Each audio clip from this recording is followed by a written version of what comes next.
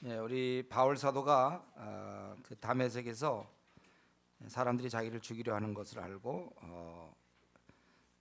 이제 도피해 가지고 지금 예루살렘에 갑니다. 예루살렘에 가서 그런 제자를 사귀고자 26절에 제자를 사귀고자 했는데 제자들이 두려워했다는 거예요. 그를 만나기를 두려워했습니다. 괜히 혹시 친한 척하다가 다 파악해서 또 잡아가는 것이 아닌지, 워낙 그 악명이 높았으니까 사람들을 찾아다니면서 감옥에 집어넣고 또 항상 잡으러 다니던 바로 그런 사람이기 때문에 만나는 것을 두려워했다는 것입니다. 우리 여기서 그 바로 전 사건과 비교해 보면 그 바로 전에는 예수님께서 그 아나니아에게 네가 집가라 하는 거래 가면 유다 집에 다소 사울이 기도하는 중이라, 또 그가 기도 중에 아나니아가 안수하여 다시 보게 하는 걸 봤다. 미리 얘기하고 또 바울에게도 얘기하고, 그러면 왜 주님께서 베드로에게 특별히 이제 그 제자됨 그 만나려고 하는 사람이 주로 베드로와 야고보인데요. 야고보. 근데 왜 그렇게 말씀을 하지 않으셨을까? 가서 너 사울을 만나라. 왜 그렇게 하지 아니하셨을까? 더나 우리가 아는 대로 베드로는 바로 전에 그 아나니와 삽비라가 땅값 얼마를 감춘 것을 알았지만 지금 이 바울의 회심에 대해서, 그 진정성에 대해서는 모르고 있어요. 여러분, 우리가 이제 이런 것을 성경에 볼 때마다 우리가 좀 생각할 것은 어느 한 부분을 놓고 그걸 절대화시키면 안 됩니다. 아나니와 삽비라 경우는 매우 특별한 경우였죠. 그때 하나님께서 주님의 공동체를 이 땅에 세울 때 그것을 깨는 악한 마귀의 공격이었고, 지금 그런 건 아니에요.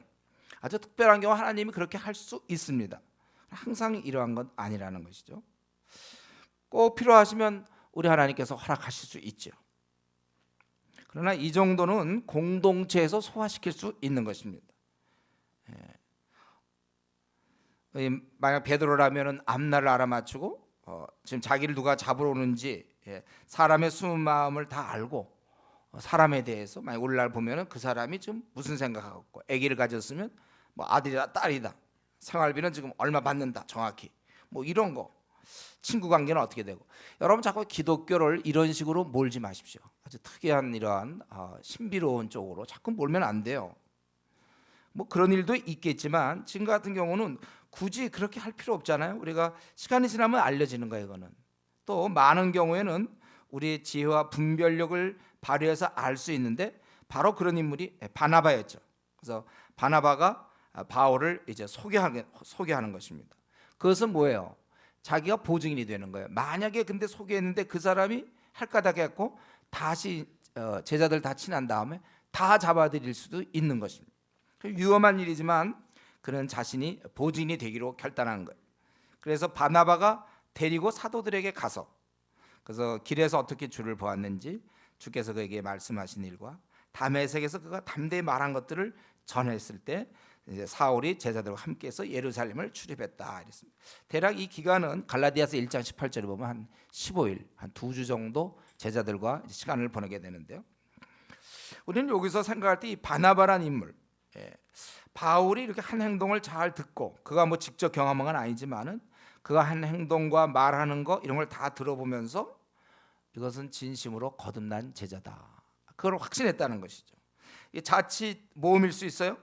그는 수많은 사람을 쫓아다니면서 집집마다 들어가서 끌어냈던 사람, 감옥에 집어넣은 사람, 그리고 더 밖에까지 쫓아다니면서 데려온 사람이지만, 아주 그 포악한 자지만 모험일 수 있지만 그는 생각할 때 하나님의 능력, 주님의 능력, 주님이 사람을 바꾸실 수 있는 그 능력을 신뢰한 것입니다. 바울이 물론 이때 다시 생각이 바뀌어서 유대교로 돌아갈 수도 있고 다시 박해할 수도 있지만, 바나바가 믿기를 제대로 그가 주님을 만났다면 그럴 수 없다는 것이죠. 잘 알고 있었어요. 사실 우리도 한번 주님을 제대로 만나면 다시 옛날로 돌아갈 수 없음을 우리도 알고 있습니다. 저 여러분도 마찬가지죠. 물론 우리가 경건의 관리를 잘못해서, 즉 다른 말로 한다면 우리가 말씀과 기도 생활을 소홀히 함으로 경건의 연습이 안 돼 갖고 다시 우리가 미지근한 신앙으로 떨어질 수는 있습니다. 예. 그러나 완전히 주님을 떠날 수는 없는 일이에요.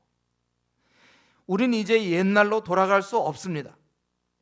과거의 나는 이 땅에 없어요. 사라졌어요. 다. 이제부터 내가 살아가는 방식은 주님과 더불어 교제하며 살아가는 것입니다. 여러분 이런 사실을 잊지 마셔야 돼요. 속아서도 안 됩니다. 나는 죽었어요. 우리 고린도서 5장 17절에 있는 것처럼 그래서 누구든지 그리스도 안에 있으면 새로운 피조물이라는 것이죠. 이전에 그 욕심 많던 나 있죠? 그거 없습니다. 이제 이 땅에 암만 찾아봐도 이 땅에 그 욕심 많던 나 아니면 그 까다롭던 나, 화를 잘 내던 나는, 신경질적이던 나는 이제 없어졌습니다. 비방 잘하고 수근수근거리고 허영에 들떠있던 나는 지금 다 없어졌어요. 지금 오직 새롭고 온유하며 인내심이 아주 많고 어떻게 하든지 사람에 대해 좋게 얘기하고 화평케 하며 세상의 욕심 따위는 벌써 버린 지 오래된 그러한 양처럼 바뀐 나만 있을 뿐입니다. 그러니까 자꾸 이전에 나를 자꾸 내 기질, 야 너 내 성질을 알지? 이거는 이제 안다 그랬어 우리. 온유하고 겸손이라고 그랬죠. 성질 알아요. 온유와 겸손이죠. 우리는 이제 다 바뀐 사람이에요. 과거의 기질, 그건 추억이죠. 과거를 생각하면 추억이 떠올라야 돼. 그때 나도 한번 신경질을 잘 낸 적이 왕년에 있었지. 이건 돼요. 그때 나도 그때 꽤 욕심이 많은 편인에 속했어. 그건 이제 과거예요. 어떤 때 막 기억이 좀 잘 안 나요. 좀 오래된 일이에요. 그것은. 우리는 지금 이제 전적으로 주님이 명한 새 사람 아닙니까? 저와 여러분은 전적으로 새로운 피조물인데 옛날 그게 어울립니까? 우리 뭐 대통령 당선자들 보면 옛날 대통령들 보면 뭐 과거에 뭐 시골에서 뭐 어디 고등학교 다닐 때 배가 고팠고 뭐 어쩌고 저쩌고. 근데 대통령 되고 나선 그런 거 지금 연장선상에서 또 그때는 막 의기소침하고 그런 거 없습니다. 이제는 한 나라를 지도할 수 있는 그런 책임자로서 살아가야 되는 것처럼. 저와 여러분은 완전히 새로운 사람이에요. 과거에 신경질 많고 까다롭고 허영에 들떠있던 것은 우리 이제 기억이 잘 안 나요. 아주 그런 아련한 추억에 속해 그런 것. 이것을 경험한 이 바나바, 그가 주를 만난다는 게 뭔지를 알고 있어요. 다시 과거로 돌아가기는 사람 어떤 결심했다가 또 이 욕심에 져서 이렇게 과거로 돌아가기도 하지만 주님을 제대로 만난 자들은 이미 이제 그건 안 되는 거예요. 이미 늦었어요. 이제 우리는 끝난 것입니다. 그러니까 믿고 그를 제자들에게 과거에 그가 아무리 그랬다 하더라도 믿고 소개한 것입니다. 여러분 우리는 이제 새 사람이기 때문에 자꾸 자기의 이런 부족함과 자기의 그런 한심함에 자꾸 머물지 마시고 그걸 좀 잊으세요. 이제 우리는 전적으로 새로운 사람이다. 경건의 관리만 잘하면 우리 얼마든지 주를 위해서 한번 사용될 수 있다. 그걸 믿어야 됩니다. 그래서 이제 사울을 제자들에게 이제 소개했더니 근데 문제는 뭡니까? 이 바울이 말이죠. 이 바울이 사도들을 만나려고 예루살렘에 왔지 않습니까? 그러면 지금 그들이 3년 동안 주님에 대한 여러 얘기들 지금 듣기에 그런 시간이 정말 없는데 그는 가만히 있지 못하고 29절에 있는 것처럼 또 주 예수 이름으로 담대히 말하고 헬라파 유대인과 함께 말하며 변론하니 그 사람들이 죽이려고 힘썼다고 그랬어요. 그는 아주 열심히 복음을 전한 것입니다. 죽이려고 했고 그래서 이 사실을 안 형제들이 그를 다소로 지난번에 그 바로 전에도 성문을 그들이 죽이려고 하기 때문에 제자들이 광주리에 달아서 성벽에 달아내린 것처럼 이번에도 제자들이 그를 가이사라로 데리고 내려가서 다소, 가이사라는 항구 도시죠. 항구 가이사라 거기서 다소로 그 사울의 고향으로 보냈다는 것입니다. 이런 식으로 열심히 했기 때문에 그리하여 31절 온 유대와 갈릴리와 사마리아 교회가 평안하여 든든히 서가고 주를 경외함과 성령의 이루로 진행하여 수가 더 많아지니라. 이것을 세세 설명할 수 없지만 아주 교회가 평안해. 점점 제대로 된 사람들이 많이 모인 그런 교회들 아주 평안하고 그리고 강해졌다는 거예요. 성령에 의해서 격려되고 강해지고 또 주를 경외하는 가운데 수가 더욱더 늘어났다는 것입니다. 주님이 하신 말씀 그대로 모든 족속 제자 삼으라 그랬던 그 명령대로 사람을 점점 늘어났다는 것입니다. 우리는 지금 바울의 이러한 모습 그가 변화된 다음에 이런 모습 이건 우리가 이걸 볼 때 정말 바울은 바뀌었구나 이것을 알 수 있어요.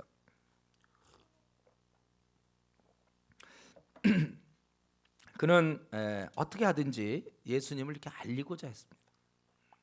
사실 제자들과 교제 나누는 것이 굉장히 중요한 것이고 시급한 것이었지만, 그러나 그런 시간을 또 좀 내서 예수님을 알린다는 거예요. 물론 바울은 우리에게 우리 주님이 증인 되라 이런 명령을 하셨기 때문에 주님께서 뭐 그 말씀에 순종할 수도 있지만, 우리가 이렇게 볼 때 이것은 순종을 좀 넘는 원함에서 이걸 이렇게 알리기를 원해서 이렇게 했다는 것입니다. 이것은 사실 주님을 제대로 만난 자는 다른 사람에게 이 주님을 소개하는 것은 본능입니다, 여러분. 그건 명령에 대한 순종이며 성실함이 아니라 본능이에요, 본능. 주님을 내가 만나 그 안에서 평안을 얻고 인생의 목표를 발견하고 너무 삶이 좋은데, 영원한 지옥 불목에서 내가 구원받고 천성을 향해 내가 가며 주께서 나와 세상 끝날까지 함께하고 너무 그분의 그 풍성한 삶, 더 이상 허무와 공허함이 없고 세상에 그때 헛된 것 쫓던 내가 이제 바른 것을 깨닫게 되고 너무 좋을 때, 다른 사람에게도 이걸 소개하고 알려주고 너도 믿으라고 하는 것은 이게 본능이지 이게 명령에 대한 순종입니까?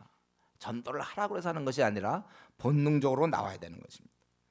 이런 성향이야말로 내가 지금 주님에 대해서 내가 신앙이 어떠한지, 내가 주를 잘 섬기는지, 첫사랑을 계속 유지하는지 유지하지 않는지에 대한 그거를 이렇게 가늠자 역할을 한단 말이에요. 그것을 살펴볼 수 있는 바로미터 역할, 시금석이 될 수 있다는 거예요. 이상의 주님을 뭐 이유를 설명하지 마세요. 확실한 건 주님을 열심히 섬기는 사람일수록 전도 열기가 불타오르고 있어요. 이거는 우리가 뭐 이론이 필요 없어요. 또 주님과의 관계가 밋밋하면 별로 이렇게 사람을 주님께 이끌려고 하지 않아요. 왜냐하면 자기가 별로 그걸 못 느끼니까. 자기가 주님의 사랑에 풍성이 젖으면 이 사랑 때문에, 전도도 결국 사랑 아닙니까? 이웃이 주님께 돌아오기를 원해서 자꾸 얘기하게 되게 돼 있습니다. 그래서 밋밋하면 주위 사람에게도 밋밋하고, 열정적이면 주위 사람에게도 열정적인 것입니다. 이거를 뭐 이론으로 어떻게 얘기하지 말고 우리의 삶 속에서 이것이 드러나는 것입니다. 한번 이 시간 우리 자신에 대해서 한번 살펴보죠. 자신은 정말 주님이 좋습니까? 그래서 너무나 주님에 대한 사랑과 열정 때문에 그 좋으신 주님을 다른 사람에게도 이렇게 소개하려 하는가? 아니면 좋지 않은 경우지만 미지근한 상태에서, 내가 미지근한 상태이기 때문에 혹시 주위 사람을 봐도 도무지 불쌍히 여김이 잘 안 들어요. 불쌍하지가 않아. 아니 그 안 믿는 사람을 내 근처에 가까이 우리 과외에 있고 회사에 있는데 별로 이렇게 불쌍하지가 않게 느껴진 사람이 있습니까? 그래서 전도할 열심도 생기지 않습니까? 그렇다면 여러분 지금 심각한 영적 상태에 빠져 있는 거예요. 그건 굉장히 심각한 영적 무능력과 지금 적신호가 이제 적신호. 그 사람이 하나도 안 불쌍해. 주님을 사랑할수록 이웃에게 사랑이 생깁니다. 그래서 전도하게 돼 있어요. 주님에 대한 사랑이 식어질수록 어떻게 됩니까? 주님에 대한 사랑이 식어질수록 주위 사람에 대한 관심이 적어지고, 그리고 이상해요. 주위 사람에 대한 관심이 적어지면서 대신 다른 일에, 소위 말하는 이제 돈과 세상에서 사는 일에 관심이 증가하는 것입니다. 사람을 얻으려는 열정이 식어질수록 이상히 세상 것을 얻으려는 관심은 더욱 뜨거워지는 것. 우리가 사람에 대한 열정이 클수록, 그 사람을 얻으려는 열정이 클수록 이상하게 세상에서 이렇게 잘 먹고 잘 사는 것에 대해서는요, 이상하게 그 상대적으로 이상하게 열심히 떨어져요. 우리는 사실 이런 면에서 생각해봐야 됩니다. 이제 하나의 그 시금석 역할을 한다니까. 내가 주위 사람에게 나도 이렇게 틈만 나면 전도하려고 하는지, 이런 원리를 깨닫고, 아니라면 우리가 주님에 대한 열정을, 주님 제가 열정을 잃었습니다. 나에게 한번 다시 기회를 주십시오. 우리가 주님께 나아가야 됩니다. 우리가 뭐 토요일마다 이렇게 전도하고 그러는 게 부담으로 느껴지는 사람이 있습니까? 아직까지도 다시 한번 자기를 점검하세요. 혹시 열정이 식어진 것이 아닌가? 바쁨이 아니라 관심과 열정이, 그 영혼들 생사의 운명이 달려져 있는 건데, 그들의 그 생사 문제가 걸린 건데도 불구하고 나는 내가 피곤하고 내 사사로운 일 때문에 나는 전도 못한다. 이유가 있는지 우리 자신을 들여다봐야 될 거예요. 혹시 열정이 식어진 거 아닌가요? 이유가 아니라, 자, 전도 못하는 이유는 158가지 있다고 그랬어요. 우리가 전도를 왜 못하는가, 막 여러 이유를 얘기할 수 있지만 혹시 그 열정이 떨어진 거 아닌지를 이 시간 한번 다시 주님 앞에서 정직하게 생각해봐야 되겠습니다. 이렇게 막 죽기 살기로 복음을 전하는 바울 같은 사람이 있고, 또 우리가 쭉 사도행전 살펴봤지만 흩어져서 주님을 전파하는 초대교인이 있는, 그들의 그런 수고로 결국 교회는 이 땅에 있는 주의 몸은 평안해지고 힘을 얻어서 더욱 부흥하게 됐다는 거예요. 주의 몸이 부흥하게 된다는 것입니다. 여러분, 가만히 있는 교회가 부흥하는 경우는 없습니다. 열심히 해도 부흥 안 되는 경우는 좀 있지만 가만히 있는 교회는 결코 부흥할 수가 없어요. 주를 위해 싸우는 교회가 힘을 얻고 부흥하게 되어 있습니다. 저는 우리 한국 교회가 지금 심하게 쇠퇴하고 있죠. 역사상 이런 적이 없어요. 우리 한국 기독교회에서 뭐 짧지만 뭐 100몇 년 되는 역사 중에 지금이 가장 심각하게 아주 급격한 쇠퇴, 그리고 이 미지근한 신자의 증가, 이런 쇠퇴 원인을 뭐 여러 가지로 교회학자들이 분석하지만 제가 보기엔 딱 한 가지인데, 영혼에 대한 사랑이 없어서 그래요. 그래서 사람을 모으질 않죠. 이 전도의 동력이 떨어진 상태 아닌가 싶어요. 그래서 가만히 앉아 있는 교인이 늘어날수록 주의 몸된 교회는 약해지는 것이고, 뛰는 교인이 늘어날수록 교회는 힘을 얻고 든든히 서가고 주를 경외함과 섬유를 진행하여 수가 더 많아진다고 그랬습니다. 사실 우리 지금 주은혜 교회도요, 부흥하려면 뭐 간단해요. 어떤 사람이 미치면 돼요. 한 사람 미쳐 완전히 죽기 살기로 하는 사람 한 명만 있으면 다른 사람이 도전받아서 같이 가는 거예요. 바울 같은 사람, 그 당시 사도들도 참 귀했지만은 이 바나바 같은 사람도 있고, 이 바울 같은 사람들이, 이런 사람이 외곽에서 그냥 막 밀어주니까 힘을 얻는 거예요. 지금도 와갖고 이 사람이 말이죠, 바울이 여기서 얌전하게 그들하고 이제 사도들과 교제하고 뭐 그렇게 지낼 수도 있었을 거예요. 그러나 그는 여기서도 죽기 살기로 막 해가지고 이렇게 힘이 있는 거잖아요. 우리 빌립보서에도 나오잖아요. 자기가 이 다수의 사람이 두려워하고 있을 때 자기가 복음을 증거하고 시대에 온 시대에 나타남으로 말미암아 형제들의 다수가 힘을 얻어서 복음을 전했다고 그랬습니다. 미친 한 사람이 우리 주은혜 교회에 좀 필요한데요. 좀 한번 자원했으면 좋겠어요. 미친 사람, 좀 미쳐줄 사람 필요합니다. 죽기 살기로 복음 전하는 사람. 사실 우리 모두가 많이 뛰기만 한다면, 모두가 많이 뛴다, 다 미쳐버리면 어떻게 되나요? 한 사람이 아니라 다 미치면, 그래, 한 사람이 먼저 미치고 그래서 덩달아 다 같이 미치면 한국 교회가 이제 새롭게 될 수 있다고 믿어요. 그런 사람이 있다면, 제가 이 목사가 아니면 좋겠어요. 한번 내가 그냥 일반 그냥 성도였으면 제가 그냥 죽으라고 한번 뛰어봤으면 좋을 텐데, 그럼 더 덕이 될 텐데, 저는 일단 목사라 제가 암만 열심히 해봐야 목사니까 이러잖아요. 그러니까 한번 목사 아닌 사람, 가능하면 조장 아닌 사람 중에 한번 조금 이렇게 해주시면 좋겠어요. 그런데 여기 보면요, 바울은 사람들이 그를 죽이고 싶어할 만큼 그렇게 분명하게 확실하게 열심히 복음을 전했다는 것입니다. 우리 보면 바울도 그 24절에도 그들이 그를 죽이려고 했다고 그랬잖아요. 죽이려고. 또 여기 29절에도 바울을 죽이려고 힘썼다는 거예요. 다른 제자들은 잘 모르겠는데 바울만큼은 사람들이 꼭 죽이려고 그랬어요. 그거 왜 그랬겠습니까? 아주 확신을 가지고 분명하게 전했다는 거예요. 여러분, 저는 이래요. 우리가 물론 이 부분에서 걸린 사람이 있어요. 복음을 전하느냐 전하지 않느냐, 이 차이도 있죠. 우리 여기서 지금 우리 성도들이 여기서 걸릴까봐 걱정해요. 여러분, 다 복음 전하는 사람이 일단 되는 게 중요해요. 아직도 교회를 5년 다니고 10년 다니는데 복음 한 번도 안 전하고 1년 내내 한 영혼도 구원 못하는 사람이 있으면 안 되겠어요. 복음을 전하는데 이제 중요한 것은 이렇게 전할 수 있기를 바란다는 거죠. 적당히 이렇게 하고 대충 전해보고 뭐 아니면 끝이고 이런 게 아니고, 주위 사람들에게 미움을 받아서 주위 사람들이 아우 쟤 좀 죽였으면 좋겠다 할 정도로 복음을 전하는 자가 되자는 것이죠. 아주 그냥 죽였으면 좋겠다 할 정도로, 그 정도로 확신을 가지고 분명하게 복음 전하는 사람이 되라. 우리는 물론 그 예의가 없어요. 무례함으로 아주 그 듣는 사람을 화나게 하는 사람이 있어요. 매너가 없어가지고 그냥 말투나 얼굴 표정이나 옷 입은 것이나 하여튼 아주 싫어서 막 아유 이런 거 말고, 제가 얘기하는 것은 아주 우리가 예의를 갖추고 아주 젠틀하면서도 우리의 표정도 밝고 우리의 소리도 좋으면서 그러면서 복음을 전해서 우리를 죽이고 싶어하는 사람들이 나타날 때까지 그렇게 하자는 거예요.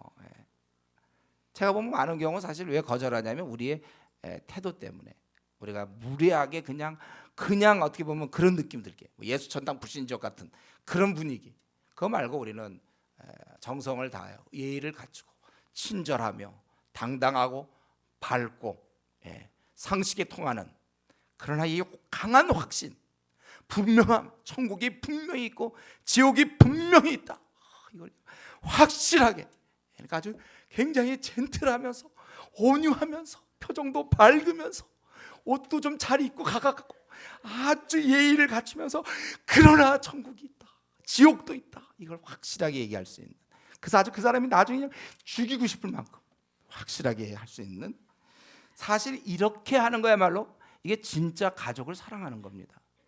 진짜 가족을 사랑하는 거며 우리 과친구를 사랑하고 회사의 동료를 사랑하는 거예요. 가족이나 친구들과 평화롭게 지내는 거야말로 실제 가족을 가장 미워하는 것입니다. 그들을 지옥 가게 하는데 그냥 방치하는 정말 진짜로 참으로 나쁜 사람이에요. 내 가족이 지옥 떨어지는데도 태어난 사람, 아주 무정한 사람이죠. 그럼 만약 입장을 바꿔놓고 내 친구에게 내가 평화롭게 잘 지내, 대학을 다닐 때 다 친하게 지내, 직장 동료들과 허허 웃으며 잘 지내요. 근데 만약 그 직장 동료가 어느 날 진짜 깨달았다 합시다. 내가 예수님 안 믿으면 지옥 가는구나, 내 죄 때문에 내 죄를 갖고 내가 지옥 가는구나, 그걸 알았는데 이 친구가 다 알면서 나랑 평안하게 지낸다면 그때는 어떻게 되겠습니까? 죽일 놈 아닙니까 이놈? 날 갖다가 그렇게 방치하다니. 지금 그들이 몰라서 나랑 친구로 지내죠. 만약 그 사실을 알았다면 벌써 절교예요, 절교.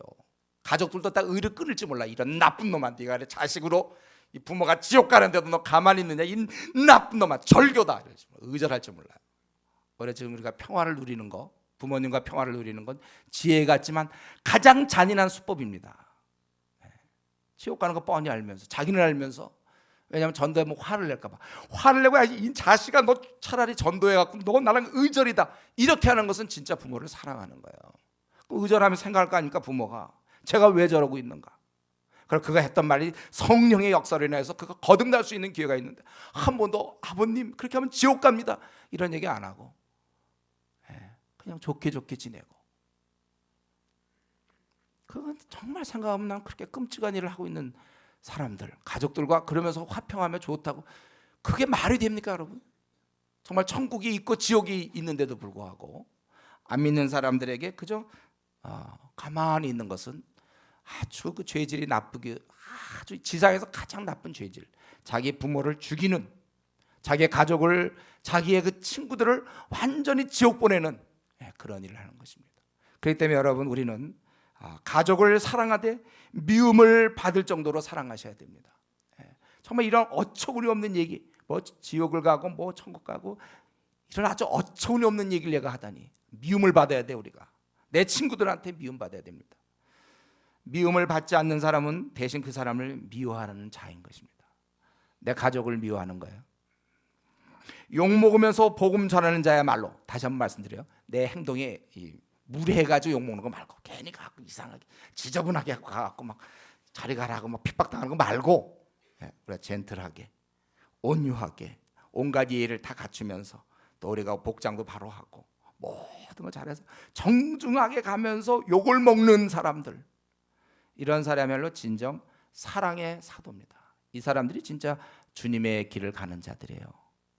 스데반이 비록 그렇게 오직하면 스데반은 돌에 쳐 죽일 정도로 말이에요. 돌에 쳐 죽임 당할 정도로 사람에게 미움을 받았습니까? 그러나 그것은 사실은 스데반은 그들을 사랑하고 있었어요. 바울도 오늘 본문에 이렇게 나오지만 로마서 9장에 보면 자기는 이 동족에 대한 큰 근심이 있다고 했어요. 그치지 않는 고통이 있다고 그랬어요. 여러분과 우리 같으면 4천만 명의 우리 영혼들에 대해서 그치지 않는 고통이 있어요. 어찌하여 우리 1,000만이 넘는 불교 신자가 아직까지 있는가? 10년이 된, 내가 예수님 믿은 지 10년이 된데도 아직도 1,000만이 그들이 있다는 사실에 대해서 그치지 않는 고통이 있어야 돼. 우리의 고민이 뭐 내 아기들 어떻게 되고 뭐 내 결혼 문제 밤낮 이거 결혼 앞두고 있잖아요. 우리가 뭐 노총각 노총에 밤낮 그치지 않는 관심이 있죠. 언제 결혼할 수 있는가? 우리에게 이러한 동시에 우리에게 그치지 않는 고통, 민족의 우리나라 4천만의 영혼들, 가까운 중국의 13억에 대한 고통이 우리 안에 있는가? 욕을 먹으면서 복음 전해서 다른 사람 모르지만 이 바울은 사람들이 죽이려고 힘썼다고 그래. 저건 살려둬서는 안 돼. 저거는 저렇게 얘기하는 놈 죽여야 돼. 너무나 확신해. 당신들 지옥 가고 아마 뭐 예언 뻔하겠죠. 니들이 지금 예수님 십자가 못 박고 너희들 정말 엉터리고 너희들 다 분명히 얘기했을 거예요. 죽이자. 우리가 복음 전하는 게 물론 중요합니다. 정말 한국 교회가 지금 복음 안 전하기 때문에 그 참 속상하지만 복음 전한다고 해서 그저 전하는 걸로 만족하는 게 아니라 사람들에게 미움을 받을 만큼, 욕을 먹을 만큼, 쫓김을 당할 만큼 그렇게 우리가 복음을 전하며 우리 가족들에게 미움 받아야 돼요, 여러분들. 왜냐하면 그 영혼을 구원해야 되지 않습니까? 뻔한데 이제 언제 어떻게 될지 모르는데 내 가족, 나의 부모, 자식이 지옥 가는 게 뻔한데 어떻게 우리가 가만히 있습니까? 그 예의를 갖추는 것입니까? 지옥 가는 거 가만히 있는 게, 침착하게 있는 게 그 예의를 갖추는 겁니까? 미워함이죠. 이제 이 베드로의 전도 활동이 32절부터 마지막 43절까지 보여집니다. 베드로는 이제 여기 보니까 두 군데, 루다와 36절의 요빠, 이 두 군데서의 사건을 여기다 기록했는데, 그러나 여기 자세히는 기록 안 했지만 32절 베드로가 사방으로 두루 다녔다고 그랬어요. 그러니까 두루 다니면서 사실 복음을 증거한 것이죠. 그 당시에 제자들이 그냥 예루살렘에서 가만히 자기들끼리 뭐 있는 게 아니라 다니면서 복음을 증거한 거예요. 그 중에 이제 루다에서 벌어진 사건을 이 누가가 이제 기록하고 있는 것이죠. 루다에 이르렀다. 루다는 예루살렘 북서쪽에서 한 40km 정도 떨어졌어요. 38, 40km 정도. 루다에 갔는데 거기에 이제 애니아라는 사람을 만남에 그는 중풍으로 침상 위에 누운 지 8해라. 이 애니아 이름은 여자 같죠. 애니아 남자예요. 남자인데 침상 위에 누운 지 8해라. 그러니까 그가 누군지는 모르지만 어쩌면 가장일지 또는 누굴지 모르지만요. 그가 어쨌든 8년 동안 누워 있었다. 움직이지 못했다. 이 부모 마음이나 가족들 상황은 어땠을까요? 그럴 때 이 베드로가 나타나서 루다라는 곳에 어떻게 방문했는데 마침 애니아를 만나게 된 거죠. 그래서 애니아야, 예수 그리스도께서 너를 낫게 하시니 일어나 네 자리를 정돈하라 한데 곧 일어났다는 것입니다. 그 결과 일어난 것은 애니아지만 사실은 루다와 사로니에 사는 그 인근 마을, 그들은 사실은 그 어둠에 그들은 이 어둠에 잡혀 있었고 어두움에서 그들은 죽음 가운데 누워 있던 자들이지만 사실 그들이 일어난 것입니다. 그러니까 애니아가 일어나는 순간 어둠에 다 누워 있고 뒹굴고 있던 그들이 소생하게 된 것이죠. 그리고 이제 요바에서도 또 다비다라는 여 제자가 있는데 그 이름을 번역하면 도로가인데 선행과 구제하는 일이 심히 많다는 거예요. 그러니까 주위 사람들이 이 사람이 선행과 구제하는 일이 없었으면 주위 사람들이 뭐 죽으면 잘 죽었다 이럴지 모르겠어요. 그러니까 죽었을 때 병들어 죽음의 시체를 씻어 다락에 누이니라. 보통 바로 장사를 치르는 경우가 있고 경우에 따라서 한 3일 정도까지는 그를 장사 전에 놔두는 그 습관이 있습니다. 그래서 그때 시체를 씻어 다락에 뉘었다는 거예요. 그러고 나서 사람이 요바에 베드로가 있는 걸 알고 두 사람을 보내 지체 말고 와 달라고 간청하여. 그래서 오라고 한 이유는 뭐겠습니까? 어떻게 한번 살려내라든가 뭐 좀 그런 내용이 있겠죠. 장사 치우라고 오라고 그런 건 아니겠죠. 염하고 뭐 구멍 막고 뭐 이렇게 그거 베드로 잘해 그래갖고 부른 건 아니겠죠. 이들은 아마 뭔가 그 주님이 하셨던 걸 생각하면서 오라고 부른 것 같아요. 그래서 베드로가 일어나 그들과 함께 가서 이르매 그들이 데리고 다락방에 올라가니 모든 과부가 이런 거 볼 때 그 당시 과부는 힘이 없었고 가난했는데 특별히 그러니까 도로가라는 그 여제자가 그들에게 많은 은혜를 베풀었던 것 같아요. 그러니까 베드로 곁에 서서 울며 얼마나 평소에 잘해줬으면 이렇게 울고 있겠습니까? 그러면서 도로가가 그들과 함께 있을 때 지은 속옷과 겉옷, 이거 다 돈이 많이 드는 거거든요. 이런 것을 그 당시 옷 같은 거, 겉옷은 전당물에 잡힐 정도거든. 그러니까 이런 걸 다 그가 만들어줬다는 거예요. 그것을 다 내보이거늘 베드로가 사람을 다 내보내고, 그리고 무릎을 꿇고 기도하고, 그리고 돌이켜 시체를 향하여 다비다야 일어나라 하니 그가 눈을 떠 보고 일어나 앉는지라. 베드로가 손을 내밀어 일으키고 성도들과 과부들을 불러, 특별히 과부들이 많겠죠. 과부들을 불러 드려 그가 살아난 것을 보이니까 온 요파 사람들이 알고 많은 사람이 주를 믿더라. 그러고서 바로 떠나지 않고 베드로는 요파에 여러 날이 있었어. 아마 이제 그들이 그렇게 믿긴 하지만 이런 신앙의 기초 부분을 가르치기 위해서 그런지 모르겠어요. 그래서 여러 날 있어 시몬이라는 무드장이 이 피역을 다루는, 가죽을 다루는, 짐승의 그런 가죽 같은 거 이런 걸 다루는 집, 그 사람 시몬의 집에 머물렀다, 이런 내용입니다. 지금 우리 베드로는 8년 된 중풍병자와 죽은 자를 지금 살리고 있습니다. 이거는 하나님의 능력이죠. 인간이 할 수 있는 일이 아니에요. 여러분, 우리는 여기서 뭘 생각해야 되냐면요, 우리가 믿는 이 기독교 영역엔 자연적인 것과 초자연적인 게 섞여 있다는 거예요. 우리는 이러한 능력이 있는 게 바로 기독교예요. 우리 에베소서 1장 19절에 바울 사도가 에베소 교인들을 위해서 기도할 때 하나님을 알게 하시고 부르심의 소망과 장차 나타날 기업의 영광의 풍성이 무엇이며, 그리고 우리가 사는 날 동안 필요한 그 능력의 지혜의 크심을 경험하라, 알아라, 그렇게 얘기하고 있지 않습니까? 우리는 살아가면서 하나님의 자녀로 하늘의 능력을 경험하면서 살아야 될 수 있는 거예요. 우리 제가 그때 말씀드렸지만, 에베소 할 때 말씀드렸죠. 우리가 근육. 처음에는 근육도 자꾸 운동을 해야 이게 근육이 발달된다고 그랬어요. 마찬가지로 주의 능력도 그런 식이라는 거예요. 자기가 체험으로 깨닫고 그렇게 되는 것입니다.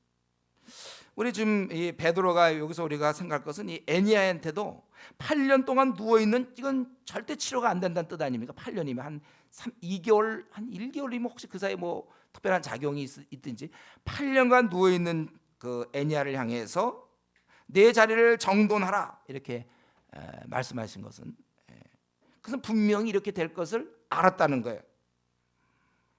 또 다른 사람이 도로가에 대해서 얘기할 때 그 말을 듣고 울며 도로가 그 속옷과 겉옷을 내보일 때도 이거 정말 잘 만들었는데 이렇게 많은 선행을 했군요. 참 우리 그가 가는 거에 대해서 좀 섭섭하고 장사를 잘 치릅시다. 뭐 이런 거를 디스커션 해야 되지만 어떻게 했습니까? 그는 다 나가라. 다 나간다는 건 뭐예요? 이들이 자기에게 좀 급히 불렀는데 그 고칠 걸 좀 살려줄 것을 기대하고 있는데 다 나가라. 자기가 하겠다는 거 아닙니까? 그러다 혹시 만약에 다 나간 다음에 막 애써서 막 못 나면 어떻게 되죠? 다 들어와라. 그래갖고 이제 장사 열심히 지르. 그렇게 되는 건가요? 벌써 지금 애니아한테 그렇게 얘기한 거. 이거는 우리 지난번 우리 사도행전에서 한 거 뭐예요? 성전 미문에 앉아 있는 그 안진뱅, 나와서 걸어본 적이 없는 그 자를 갖다가 그가 동냥할 때 내가 은과 금은 없지만 내게 있는 것으로 내게 주노니 나사렛 예수 이름 일어나 걸어라, 이럴 때. 그때도 말씀드렸죠. 그래서 아마 많은 사람들이 보고 있었는데 못 걸으면 어떡할 거예요? 그러나 이 베드로는 어느 단계에 와 있냐면 이런 거는 반드시 낫는 거예요. 벌써 이거는 되는 거예요. 이거는 딴 사람은 그게 어떻게 되냐 하지만 그의 마음속에는 이게 되는 거라니까요. 어려운 게 아니에요. 이거는 당연한 거예요. 주의 능력으로 어떻게 이런 게 안 일어납니까? 일어나야지. 되는 거예요. 우리 예를 들면 무슨 병원에서도 무슨 의사가 뭐 심장 수술이라든가 맹장, 아니면 무슨 뭐 이 신경외과에서 보면 이렇게 머리를 뇌출혈 같은 거 하면 이걸 다 열거든요. 머리를 열고서 막 만지고 그러는 거. 그 만약에 의대생 뭐 본과 졸업하고 이제 딱 된 애가 인턴이 이제 하루 처음 시작하는데 그거 만약 구경 보고 있다면 그거 어떻게 하나 그럴 거 아니에요. 그러나 이제 그런 걸 오래 인턴, 레지던트 쭉 하다 보면 또 하다 보면 누가 이제 뭐 뇌출혈이다 그러면 바로 야 빨리 준비해. 그리고 자기가 이제 어느 때가 되면 자기가 집도해서 할 수도 있는 거 아닙니까? 왜 그렇습니까? 능력이 배양되는 거거든요. 그렇게 딱 되는 거예요. 이거 뭐 남들 볼 때 그 머리 수술 그거 어떻게 이걸 열고 뭐 어떻게 그거 당연히 열지 그럼 뭐 열고서 딱 하는 거예요.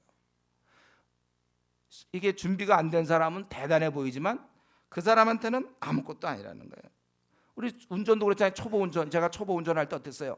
할 때 이렇게 요만한 언덕도 막 올라가다가 미끄러지면 어떡하나 막 저 그거 하느라고 얼마나 힘들어요. 운전 연습 받을 때 올라가는데 이게 미끄러질 거라고 생각하거든 내 마음엔. 자꾸 브레이크를 잡는 밀릴까 봐. 근데 머리 브레이크 잡으면 안 되는데 옆에 이제 운전 그 강사가 있다가 참 제발 잡지 말라고. 나는 자꾸 뒤로 물고 떨어질 것 같거든. 지금 어떻습니까? 10년 이상 이렇게 타고 나니까 어때요? 이런 거 그냥 슉 넘어가죠. 고속도로도 지금 처음에 저 고속도로 할 때는 있잖아요. 한 80km, 90km 못 갔어요. 근데 내 앞에 있는 사람 자꾸 120km 달리라는 거야. 그래서 120km 하겠는데요? 너무 떨리고 내가 안 믿어지는 거야. 지금 내가 120km 달리고 있다. 안 믿어져. 지금은 어떻죠? 뭐 140km도 달려도 끄떡 없지만 목사로서 질서와 교통 그걸 질서를 내가 지켜야 되기 때문에 참고 나가는 거지. 사실은 쫙 달릴 수도 있어요. 아무리 쏘아내고 그럼 120km 먹을 그 정도 달려야죠 좀. 저기 중부고속도 110km인데 그러면 한 120km까지 달려야죠. 오히려 그 쌩쌩 달리고 싶은 거 지금 절제 중이죠 제가. 남들이 볼 때 처음 이제 운전 우리 지금 최근에 혹시 운전 배우는 사람 있으면 그거 어떻게 하나 그럴지 모르지만 그럼 당연한 거야. 그렇게 가야지. 그럼요. 고속도로 그러면 120km도 안 다니고 어떻게 달립니까? 이렇게 되는 거예요. 당연한 거예요 그거는요. 우리가 바로 그러한 것, 이미 그런 단계 처음부터는 아닐 수 있지만 이게 계속 발전하는 거예요. 제가 그래서 뭐라 했습니까? 주님의 일은 하라고 그랬잖아요. 이게요 하면서 발전하는 거예요. 아까도 얘기했지만 역도 선수 같은 경우 있잖아요. 올림픽 같은 거 할 때 보면 처음서부터 막 그 뭐 100kg 들은 게 아니에요. 처음에 60kg 들고 그랬는데 막 점점 50kg 들다가 자꾸 운동하고 연습해갖고 60, 70 이렇게 해서 어느 날 남들이 그걸 어떻게 드냐 해서 이거 왜 못 드니? 막 드는 거거든. 우리가 그렇게 해야 돼. 처음서부터는 아닐 수 있으나 계속 발전하는 거야. 그래서 제가 보니까 여기서 순서가 물론 이건 뭐 이렇게 사건이 벌어지기도 했지만 중풍병자 다음에 죽은 자 하는 게 맞아요. 죽은 자 먼저 나온 다음에 중풍병자 얘기하면 이건 분위 흐름이 깨. 그러니까 처음에 우리가 대표적인 게 베드로가 그다음 고친 게 이제 걷지 못한 앉은뱅이를 고쳤잖아요. 그는 앉아서 그러나 나머지 부분은 움직였던 사람이고 5장에 보면은 이제 병자를 고쳤다는데 어떤 병자를 고쳤는지 모르겠고 그러고 나서 여기서 이제 만약 그렇게 따져 본다면 그는 앉아서 어느 정도 움직이던 사람 그리고 이제 움직이지 못하고 그냥 입만 열고 왔다 갔다 하고 뭐 좀 얘기 좀 할 수 있는 사람 눈 뜨고 뭐 이런 정도 중풍병자. 그러니까 점점 더 경험을 쌓고 사실 죽은 자를 살리는 거예요. 우리는 이런 것을 생각해야 돼요. 발전하는 모습. 그리고 어느 단계에 들어가면 이런 거 애니아야 이렇게 얘기하고 벌써 제가 그때 안전병이 얘기할 때 있지만 일어나 걸어라 이렇게 얘기할 수 있는 거. 이 단계가 참 중요하다고 그래요. 제가 우리 여기 시각장애인들 그걸 내가 못한다니까. 시각장애인 내가 눈 떠라. 나사렛 예수 이름 명하는 눈 떠라. 내가 이렇게 하고는 싶어요 사실은. 근데 그러다 눈 안 뜨면 어떡하죠 제가? 난 요거 때문에 못해 내가. 나 요거 하나님께 지금 기도 제목인데 빨리 내가 어느 단계가 딱 오면 그건 뭐 당연하지. 저런 것들이 눈을 어떻게 안 떠 감히 떠 이러면 딱 뜨게 있잖아. 예수 이름으로 떠라 그러면 딱 뜰 수 있는 그 단계에 도달해야 돼. 전 기도하고 있어요. 하나님께서 그런 우리 모두가 사실은 이렇게 좀 될 수 있어야 돼요. 다윗이 골리앗 앞에 나갈 때도 그냥 나간 게 아니라고 했잖아요. 그 전에 사자와 곰을 죽여본 경험을 가지고 나가는 거예요. 주님의 일도 마찬가지입니다. 우리가 계속하면서 발전하게 돼 있어요. 그래서 일을 하는 사람은 더 많은 일을 하게 돼 있잖아요. 많이 받은 자는 더 많이 받고 없는 자는 있는 것조차도 빼앗깁니다. 우리가 미지근한 신자들의 경우는 거의 다 뺏겼어요. 일할 이제 마음은 있지만 할 능력이 없어요. 미지근해지면 이게 일할 때 기회 줄 때 저 같은 경우도 그때마다 그러니까 주님의 일은요 그때마다 일하는 게 좋아요. 저 같은 경우 대학생 때는 리더를 했거든요. 그래서 이제 리더할 때는 꼭 몇 사람 맡아서 했죠. 이미 주어진 뭐 지도자 밑에서 본문 가지고 좀 하다가 그거 끝난 다음에 제가 개척 이제 간사가 됐지 않았습니까? 간사 되면서는 이제 조금씩 그 지부를 돌보고 또 한 학교 하다가 두 학교 하게 되고 주로 그때도 불신자들 성경 공부 조금씩 설교도 해보고 그리고 작은 모임을 이끌었고 그 다음에 조금 더 간사 연차가 올라가면서 수련회 같은 거 큰 수련회 디렉터를 하게 되더라고. 근데 큰 수련회 디렉터 할 때는 잠이 안 왔어요. 제가 어떻게 될지 막 몇백 명 모이는 막 이런 디렉터를 맡을 때는 참 제가 어떻게 잠을 못 자겠더라고요. 근데 그런 것도 이제 몇 번 맡고 나면 아무렇지도 않아 그런 거. 그러나서 점점 이제 설교도 처음에 제가 설교할 때 얼마나 떨었는지 몰라 설교. 지금은 잘 안 떨어요. 왜 떠는지 잘 모르겠어요 지금은. 근데 그때는 막 떨었어. 그리고 처음 설교할 때 얼마나 엉망으로 했는지 제가 그때 설교할 때 사람들이 다 웃었어요. 그 설교를 듣고 너무 엉터리라. 나도 웃기더라고. 웃었어. 지금도 그 본문이 생각나요. 막 웃겼어 되게. 난 웃기려고 한 게 아니고 사람들이 너무 어이가 없어서 웃었고 저도 웃었고 막. 그러나 점점 이제 이렇게 설교도 하게 되고 그러다 보니까 이제 모임의 강사가 되고 제가 많이 할 때는 막 3,000명씩 모인 자리, 뭐 어떤 데 신대원 가서 막 2,000명 우리 사역자들인 데서 막 외치기도 하고, 근데 떨리지도 않고 이제 점점 제가 이렇게 하는 일이 많아지는 거예요. 그러니까 우리가 10부장 단계가 있고 50부장, 100부장, 1000부장 단계가 있는 거죠. 점점 나가는 겁니다. 여러분도 마찬가지예요. 여러분 지금 뭐 조언으로 있습니까? 언제까지 조언으로 있는 게 아니에요. 이제 보다가 또 때가 되면 이제 조장이 되고, 또 조장으로서 끝나는 게 아니고 또 뭐 강의도 하게 되고, 어차피 우리 교회가 이제 10,000명, 20,000명, 100,000명으로 커져 나가면 여러분들이 이제 디렉터가 되는 거고, 팀장이 되고, 앞으로 센터에 이제 여러분들이 책임자가 돼야 되고, 지역으로 우리 막 번져나갈 거 아닙니까? 그럴 때 지역 담당자가 돼야 되겠고, 그리고 중국과 이제 그 동남아시아 쪽에 이런 일들을 할 때 그 뭐 아주국장 뭐 이런 식으로 있잖아요. 여러분들이 그런 일들이 이제 앞으로 계속 해야 돼요. 곧 이게 그냥 처음부터 되는 게 아니에요. 군대도 사단장 되면 그냥 갑자기 있다가 정치적으로 계산돼 갖고 뭐 공부하던 사람 갑자기 사단장으로 임명하는 게 아니라 이 뭐 소위부터든지 해서 이 다 전방도 갔다 와 보고 이럴 때 쭉쭉쭉쭉 올라가서 역량이 커지는 거예요. 이렇게 할 수 있도록. 제가 보기에 이 베드로도 처음부터 죽은 자 막 살리고 이러는 게 아니고 역량이 커져 나가고 기도하면서 관계 속에서 하나님부터 그런 은사를 신실한 거에게 주시고 그렇게 하는 것이죠. 우리는 좀 하나님 앞에서 준비되어 있어야 되고 우리의 역량을 키우고 또 이런 세계가 있음을 알고, 주님의 일 하지 않는 사람은 애당초 이런 쪽에 문부터 열리지 않아요. 이미 우리가 문을 열었다면, 나름대로 이제 복음을 증거하는 사람이 되었다면 이제 우리가 깊숙한 부분으로 들어가야 돼요. 주께서 우리에게 주실 것을 믿고 우리는 나가야 되는 것입니다. 근데 이제 오늘 본문에 이 바울이나 베드로 두 사람의 경우는 다 사람을 결국 얻지 않았습니까? 이런 스타일은 좀 달랐지만 사람을 얻는 면에서는 같았어요. 우리 주님께서 가서 모든 족속으로 제자 삼으라. 그래서 여기 보면 바울이 이렇게 수고함으로 31절에 보면 온 유대아 갈릴리 사마리아 이런 데가 수가 더 많아졌다 그랬고, 35절에 베드로의 이러한 역사로 말미암아 룻다 사론에 사는 사람들이 다 그를 보고 주께로 돌아왔다 그랬고, 42절에 보면 온 요파 사람이 알고 많은 사람이 주를 믿더라. 말씀을 통해서든지 신유를 통해서든지 결과적으로 사람을 얻는 것은 마찬가지입니다. 아마 제가 알기로 우리 대부분 사람들이 이 자리에 앉아 있는 특별히 병 고치는 은사나 능력 행함의 은사를 받지 못했을 거라고 생각해요. 은사로 성경에 보면 다 병 고치는 자겠느냐. 우리 공동체는 각각의 은사가 달라야 됩니다. 그래서 우리 중에는 아마 이런 신유 은사나 이런 것을 대부분이 받지 못했을 거예요. 물론 이런 걸 못 받아도 우리 성경에 있는 건 의인의 강구는 역사하는 힘이 크기 때문에 내가 비록 병 고치는 은사는 없어도 어떤 능력 행함이 약하더라도 기도함으로써 그런 능력이 나올 것은 우리가 기도할 수는 있어요. 은사로는 아닐 거라고 생각하는데, 그런데 우리가 비록 이런 은사는 받지 못해서, 그래서 우리가 신유를 통해서 사람들에게 이러한 영향력, 그들을 구원시키는지는 못한다 할지라도 우리는 하나님 말씀을 전해서 사람을 구원할 수는 있습니다. 그러니까 우리가 사람을 구원할 수 있는 두 가지 오늘 방법 중에 한 가지는 못해도 다른 한 가지는 할 수 있다는 거예요. 바울 사도처럼 변론하고 바울 사도처럼 복음을 증거함으로 우리가 할 수 있다는 것입니다. 여러분, 물에 빠진 자를 구원할 때 말이죠. 물에 빠진 자를 구원할 때 물론 이런 사람이 있겠죠. 수영 선수, 그냥 수영 잘하고 물에 절대 안 빠지고 그냥 물개 같은.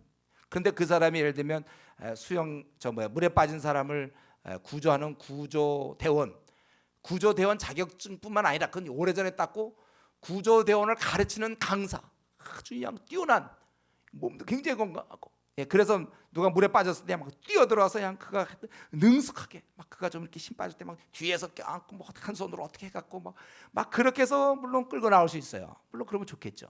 그러나 그런 능력은 없어도 예를 들면 마침 그때 뭐 밧줄이 있어서 나무에 또 그 묶여 있는 밧줄이라고 합시다. 그래서 그걸 던져줘서 그 사람이 붙잡고 나오게 할 수는 있잖아요. 바로 그겁니다. 우리가 어떻게 하든 막 근육이 나와갖고 막 수영을 잘해가지고 막 끌고 오는 방법도 있지만 밧줄을 던져주는 거, 나는 비록 수영을 못하고 그런 구조 요령도 모르지만 내가 던져서 그걸 끄집어낼 수 있다는 거예요. 어쩌면 우리는 하나님께서 우리에게 모두에게 다양하게 모두에게 다 이런 신유의 은사를 주지 못했는지 모르지만 우리에게는 이 입술의 은사를 허락하시고 우리로 하여금 사람을 살릴 수 있는 그 기회를 저와 여러분에게 다 주셨습니다. 로마서 10장 14절에 있는 것처럼 그런즉 그들이 믿지 아니하는 이를 어찌 부르리요 듣지도 못하는 이를 어찌 믿으리요 전파하는 자가 없이 어찌 들으리요 보내심을 받지 아니하였으면 어찌 전파하리요 기록된 바 아름답도다 좋은 소식을 전하는 자들의 발휘함과 같으니. 그렇기 때문에 우리는 베드로처럼 신유의 은사를 받지 못했다고 한탄하거나 혹은 핑계할 것이 아니라 현재 주어진 입술의 그 은사, 입술의 능력, 이 증인의 역할 이것을 통하여 사람을 우리가 구원하도록 힘써야 될 것입니다. 여러분 우리에게 이미 그런 은사가 우리를 통하여 구원을 시킬 수 있는 그 능력이 우리에게 이미 다 와 있는데 얼마만큼 써먹는지 그건 잘 모르겠어요. 부지런히 우리가 써먹어야 되는 것입니다. 그리고 이제 끝으로 오늘 본문이 너무 좋죠. 바울도 나타나고 베드로도 동시에 오늘 본문이 어떻게 이렇게 걸렸는지 모르겠어요. 바울이 나타나서 막 이러고 사람이 막 죽이려고 할 만큼 열심히 했고 또 베드로를 막 죽은 자를 살리는 막 이런 게 오늘 있는데 오늘 본문을 통해서 우리가 한 가지 좀 생각해 볼 점은 두 사람 이 바울과 베드로는 지금 헐헐 알고 있다는 거예요. 지금 한번 자신들에게 주어진 생을 마음껏 원 없이 주님 나라를 위해서 일하고 있다. 자신을 해서 폭발시키고 있는 거예요. 자신을 완전히 쓰고 있어요. 주의 나라를 위해서. 뭐 변론도 좋고 신유도 좋고 어쨌든 하늘의 왕, 그 주님을 위하여 우리가 만나야 될 그분을 위하여 너무나 충성을 다하는 거예요. 이들은 힘써서 일하고 있으면 거침이 없어요. 제자 삼는 일에 주께서 이미 명하신 대로 가서 모든 족속 제자 삼으라 했던 그 말씀 하나 딱 붙잡고 그들은 전생을 거기다 걸고 있습니다. 그들의 삶이 귀하게 사용되고 있어요. 그들은 이것을 위해서 이 땅에 보내심을 받은 거거든요. 바로 바울, 베드로. 물론 이들은 풀타임이지만 우리는 뭐 무슨 직장을 다니고 뭐래도 관계없어요. 그러나 우리는 이 제자 삼으라는 이 명령은 우리 모두에게 주어진 것입니다. 여러분 이 모습을 우리는 좀 사모해야 되겠어요. 이런 걸 부러워해야 돼요. 뭐 누가 무슨 뭐 국회의원 됐다든가 뭐 장관 뭐 집을 샀는데 땅값이 올랐다든가 좋은 회사 들어갔다든가 뭐 좋은 대학 들어갔다 뭐 결혼 빨리 했다 이런 거 우리가 부러워할 것이 아니라 우리가 진짜 부러워할 것은 저와 여러분이 진짜 부러워할 것은 이렇게 막 날아다니는 사람들 그냥 멋지게 자기 생을 주의 나라 확장을 위해 드리는 사람을 우리가 부러워해야 되는 얼마나 멋있습니까? 적어도 이들의 모습 속에서는 뭐 생애의 고민이나 뭐 남과의 비교 저 사람 이런데 우리 집은 왜 이렇게 작은가 나도 한번 좀 빚 없이 좀 살아봤으면 좋겠다 뭐 나는 이렇게 초라한가 자신의 처지를 한탄하거나 왜 나는 좋은 학벌을 못 가졌는가 왜 나는 외모가 뭐 키가 작고 크고 눈이 크고 작고 막 이런 거 조건들 우리 집안의 조건 뭐 이런 거 지금 따지고 있지 않습니다. 여러분 분위기가 전혀 그런 분위기가 아니에요. 내가 뭐 이렇게 세상의 욕심, 아유 목사님 뭐 알지만 요게 좀 원하는데 어떻게 하면 될까요? 뭐 이런 거 없다는 거예요, 여러분들. 뭐 그렇게 삽니까? 한번 살려면 확실하게. 이들은 세상의 욕심과 세상 하늘의 나라와 땅의 나라 사이에서 끼어가지고 밤낮 땅에 하늘나라 열어다가 또 왔다리 갔다 이런 거 없어요. 확실한 하나님 나라의 아주 강력한 굳건한 하늘이 보낸 이러한 사자로서 이들이 삶을 살고 있다는 것입니다. 지난날의 그런 방황과 어둠 이제 다 벗어나서 확실히 자신들이 가야 할 길에 확실하게 들어서서 본격적으로 그들의 사명을 이제 감당하고 있는 것입니다. 이들은 이제 이후로부터 생을 마칠 때까지 순교당할 때까지 저들은 정말 뒤돌아보지 않고 이 일에 전심전력 자기 생을 완전히 불태운 거예요. 더 이상의 이제 혼란과 어두움과 헤매임 그런 시간 낭비는 이제 용서할 수 없다는 거예요. 용감하게 확신 속에서 그들은 길을 가고 있는 것입니다. 이제 본격적인 그들의 삶을 펼쳐보고 있어요. 물론 이들도 이전에는 보면 이제 이 바울은 그것도 알지 못하고 그냥 쫓아다니면서 괜히 예수 믿는 사람들 잡고 옥에 가두고 뭐 가마리알 밑에서 실컷 배우고 헛된 시간 보내고 있어. 베드로도 마찬가지로 힘없고 그나마 쫓아다닌다고 하다가 또 나중에 계집종 앞에서 부인하고 그런 허약한 모습, 뭐 물에 들어갔다가 해서 뭐 빠져서 살려달라고 뭐 여러 가지 많이 했어요. 그러나 이제 그런 거는 다 지난 날입니다. 한 번 확실한 이제 그러니까 생애 한 순간이 있죠. 그거 깨닫고는 그 다음에 가는 거예요. 그 다음에 뭐 그냥 그 길로 가는 거예요. 그때는 용감하게 충성스럽게 가는 겁니다. 우리 한번 우리 자신은 지금 어디쯤 와 있습니까? 또 어디를 지금 가고 있습니까? 아직도 혹시 우리 가운데 자신이 하나님이 왜 나를 이 땅에 보내셨는지 그걸 깨닫지 못한 채 아직도 솔직하게 얘기하면 좀 뿌연 안개 속에서 사는 것 같다. 그런 사람이 우리 중에 있습니까? 좀 이리저리 방황하고 있습니까? 참으로 이거 슬프고 이건 억울한 거예요. 우리 생이 딱 한 번 주어지거든요. 딱 한 번 주어지는데 아직까지도 출구를 찾지 못해서 갇힌 세계에서 하루하루 시간을 보내고 그냥 세상 것에 꼭 안 믿는 사람처럼 아직 이 비전도 모르고 안 믿는 사람처럼 그냥 돈이나 모을 생각하고 그냥 집이나 장만할 생각하고 결혼이나 하고 너무나 이 땅적인 하나님 나라 백성으로서 이게 말이 되는 것입니까? 언제쯤 나는 한번 이 세계를 이런 땅의 이런 질서 이런 세계를 벗어나서 한번 주님께 사용될 수 있습니까? 내가 지금 이대로 그냥 가는 건 맞습니까? 또 올해 이제 금방 12월 돼요. 또 기쁘다고 조심 또 하다가 또 금방 끝내. 또 다음 내년 또 그럴 것이고 이리저리 좀 방황하는 모습. 원수도 조롱한다고 그랬지 않습니까? 도대체 나는 지금 뭐 때문에 시간을 쓰고 내 관심사의 대부분은 무엇입니까? 한번 주신 사명 깨닫고 내 생을 한번 불태워 볼 수 없나요? 좀 그렇게 사는 길이 있는데 꼭 세상 사람들처럼 살아야 되는 법이 있습니까? 나는 꼭 교회를 아무리 다녀도 네가 아무리 하나님 나라 백성이라도 세상 사람처럼 살라는 뭐 그런 법이 있습니까? 왜 나는 그렇게 살아야 돼요? 좀 억울하지 않습니까? 괜히 태어난 거 아니에요? 목표 없이 그냥 살아가고 있는 중이라는 것은 말도 안 돼. 그거는요. 우리 중에 이런 자 있으면 절대 안 됩니다. 우리 중에 이런 자 있으면 어떻게 됩니까? 빨리 지금 이제 봄이 오기 전에 빨리 결단하세요, 여러분. 이거 하루만 좀 시간을 내서 하루 종일 교회 와서 그냥 하루 종일 좀 기도하면서 하면 제가 보기에 해결할 수 있을 것 같은데 이거 안 하더라고요. 기도 안 해? 공휴일이면 같이 놀아. 그거는 이미 다 된 사람이 우리 같이 막 일 열심히 하던 사람이 필요해서 잠깐 쉬어야지. 자기 지금 하나도 정리도 하나도 안 돼 있는데 뭘 또 쉽니까? 여러분 우리가 어떻게든 토요일 날 쉬는 날 있으면 주 5일 근무해서 하루 쉬면 어떻게 가까운 기도원을 가든지 그래서 하루 종일 한번 최근에 언제 이렇게 하루 종일 하나님께 기도한 적이 있습니까? 정말 나 하나님 내 생이 지금 여기까지 왔는데 내가 지금 30입니까 40입니까 50입니까 나 여기까지 왔는데 나 이렇게 그냥 살다 끝나면 됩니까? 얼마 남았다고 내가. 여러분 우리 생을 정말 이거 좀 생각했으면 좋겠어요. 이렇게 사는 거 맞습니까? 나 세상 돌아가는 것 무슨 차이가 납니까? 그러나 이렇게 살다 죽으면 그게 하나님이 원하던 겁니까? 다시 물어봐야 돼요.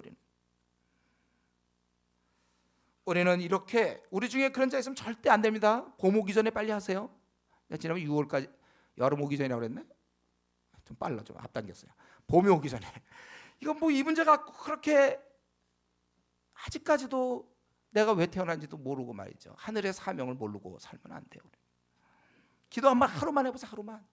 아침부터 정말 매달리고 그게 정 안 된다면 퇴근하고 나서 3시간 그냥 주님께 좀 매달려 보세요. 한 일주일이면 일주일. 하나님 나 뭡니까? 내 직장만 왔다 갔다 하는 거 되는데 이거 뭡니까? 여러분 그거 기도하셔야 돼요. 우리는 이 바울 베드로처럼 말이죠. 지금 나는 어떻습니까? 나는 좀 바울과 베드로처럼 살고 있습니까? 하늘의 아버지께서 나에게 주신 사명을 내가 깨닫고 그 사명 때문에 내 삶을 다 드리면서 힘들긴 해도 시간을 아껴가면서 매일매일 열매를 맺어가느냐. 너무나 할 일이 많기 때문에 우리나라에 지금 1000만 명의 불교 신자가 있으니까 500만의 카톨릭 신자가 있고 정말 이 수많은 사람들 중국의 12억 개의 주님을 알지 못하고 이 아시아 아프리카 얼마나 깜깜해요. 95% 98% 어두움 가운데 있고 제가 지난주에 태국 갔지만 태국의 그리스도는 0.6%도 안 돼.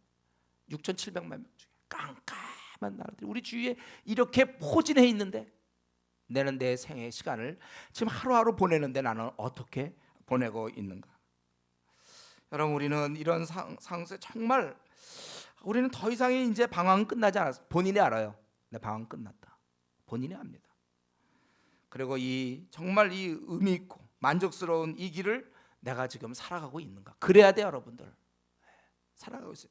그리고 왜 다른 사람이 왜 이 길을 모르고 저렇게 세상적으로 살까가 참 답답해 보여야 돼. 쟤 보면 좀 돈 버는 것밖에, 좀 쟤 보면 그냥 세상적으로 그냥 사는 거, 세상에서 어느 정도 이름 얻고 세상에서 직위 얻는 거 외에 뭐가 있나? 네. 아, 답답하다. 이런 게 생각드는 게 나야 된다는 거예요. 우리 자신이 이제 이 길을 깨달으면 다른 사람들이 그냥 세상적으로 그냥 사는 거 왜 사냐? 이런 게 자꾸 느껴져야 돼요. 그래서 그들을 내가 도우며 살아야 되는 거구나. 이게 쉬운 일이 아니에요. 이게 참 쉽지 않아요. 이 눈을 한번 여는 게 얼마나 어려운지 몰라요. 그래서 하나님께서 나를 이제 내가 이렇게 살아야 돼. 그들을 도우면서. 그래서 오늘이라도 나 하나님 나 부르시면 나 좋습니다. 그래야 돼요. 여러분, 이 질문에 답하셔야 돼요. 오늘 주님께서 날 부르셔도 감사합니다. 저는 하고 싶은 일 다 하고 죽습니다. 그럼 일을 이루지 못했을지언정 하고 있던 중에 부름 받아야 돼. 한 번 주어진 생 후회 없이 살았다고 고백할 수 있어야 되는 것입니다. 그렇기 때문에 이 자리에 앉아 있는 우리 여러분만이라도, 여러분만이라도 제발 좀 우리 좀 하루속히 말이죠. 아주 빨리 다 훨훨 좀 세상을 날아다니는 사람들, 이 시대를 놓고 그냥 날아다니는 사람들, 용맹을 바라는 사람들, 더 이상 뭐 이 땅에서 잘 먹고 이런데 관심이 없어. 어떻게 하든지 하나님 나라 확장을 위해서 이 깜깜한 나라에서 이거 정말 이럴 때 내가 한번 심차게 한번 용맹을 바라면서 살아야 돼. 여호와라는 자들은 용맹을 바라리라. 우리 다니엘서에 나와 있잖아요. 용맹을 바라야 돼. 우리 이 길이 바로 내 길임을 알고 그냥 온몸을 다 그냥 폭발시켜야 돼요. 우리는 그냥 불태워서 한번 죽도록 충성하는 거예요. 얼마나 무슨 우리 생이 뭐 언제 한가하게 있을 시간이 어디 있어요? 불태워요. 불타. 우리 주위에는 영원한 생사 문제가 해결이 안 된 채 허덕이는 수많은 사람, 그저 노후 준비하겠다는 사람밖에 없어요. 그 노후 준비하면 뭐예요? 그 다음에 영원한 사후가 있는데, 그런 사람이 지금 우리 주위에 수많은 사람이 있습니다. 우리나라에 4천만 명이 되니까. 이제 내 생은 다 정리되고 끝났으니까 이제 바울과 베드로처럼 지난날의 그런 참 부끄러운 이러한 기억도 있고 실패한 모습도 있지만 다 끝났어요. 방황 다 끝났네. 이제 나는 확실하게 정리됐으니까 이제부터 내 남은 생 주님 가지십시오. 마음껏 쓰세요. 내 생을 다 드립니다. 이 생을 한번 가지고 내 주위 사람들 한번 돌보면서 실컷 돌보다가 주님 만나야 되겠습니다. 하늘로부터 온 이 귀한 사명 온몸 다해. 여러분, 최소한도 국무총리가 하는 것 그 이상으로 바쁘게 살아야 돼. 그 사람 얼마나 바쁘게, 제가 늘 우리 기준은 국무총리라고 그랬어요.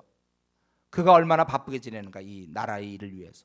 그렇다면 나는 하나님 나라의 일을 위해서 그보다는 더 바빠야 돼. 그 사람보다는 잠을 덜 자야 됩니다. 그 사람보다 더 열심히 우리가 열심히 감당하고 멋지게 살아야 돼요. 아주 특별하게 여러분 살아야 됩니다. 우리가 바로 이 바울과 베드로의 길을 가야 돼요. 주님이 가신 길이고 본을 보였던 바로 그 특이한 길을 우리가 가고 있는 것입니다. 남들은 어떻게 살든지 모르겠어요. 우리는 우리의 길을 분명하게 뚜벅뚜벅 주를 향해서 우리 걸어나가야 됩니다. 이 안에 장애물은 많이 있어요. 다 이기고 내 한 몸 어차피 만물에 찢긴대요. 그래, 나는 아무렇게 살아도 관계없어. 내 주위 사람의 생명을 구원할 수 있다면 무서운 신념을 가지고 그들이 미워서 죽일 만큼의 그런 확신을 가지고 우리 중단 없이 계속 전진하는 우리 귀한 성도님 되기를 바랍니다. 이 시간 우리 통성으로 아버지 앞에 기도할 때 아직까지도 나는 하늘의 사명을 모르는 채 삽니다. 또 혹시 아는데도 주여 나의 이전의 본성으로 괴로워합니다. 게을릅니다. 주여 나를 바꿔주십시오. 시대를 향하여 눈을 열게 해주십시오. 지금 때가 몇 시인지를 보게 해주십시오. 아버지, 내가 이 바울과 베드로처럼 날아다니고 헐 이제 이 비행기가 이륙하여 막 날아가는 것처럼 좀 내 생이 좀 그렇게 날아가. 아직도 이 땅에서 그저 이륙하지 못한 채 이 땅에 그저 보여지는 것에 내 마음을 빼앗기고 내 사명도 다 모르고 그저 세상적으로만 그저 잘 먹고 잘 사는 이런데 내 관심이 너무 많습니다. 나를 좀 바꿔주십시오. 한번 이 시간 통성으로 같이 기도하겠습니다.